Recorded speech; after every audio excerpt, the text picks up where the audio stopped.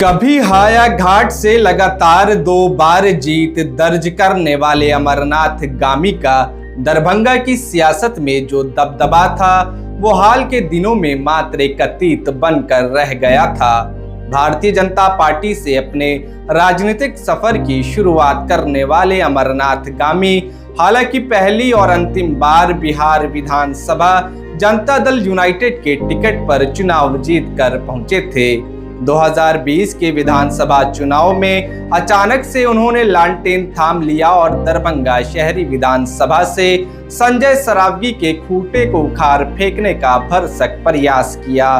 उस चुनाव में तेजस्वी यादव की आंधी के बावजूद अमरनाथ गामी लालटेन नहीं जला सके।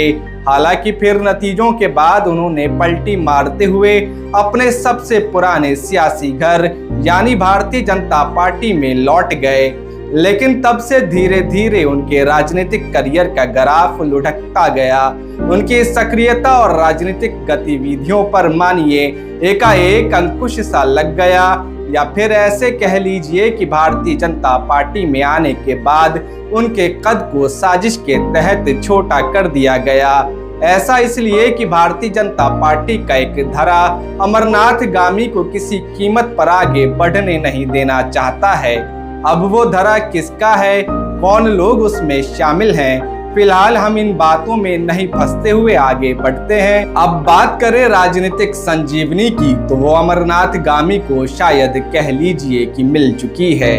बीते दिनों दरभंगा में एनडीए की जिला स्तरीय सम्मेलन में शामिल होने पहुंचे भारतीय जनता पार्टी के प्रदेश अध्यक्ष दिलीप जायसवाल से अमरनाथ गामी की मुलाकात होती है, जिसके बाद एक पत्र जारी होता है और अमरनाथ गामी को प्रदेश कार्य समिति का सदस्य मनोनीत कर दिया जाता है।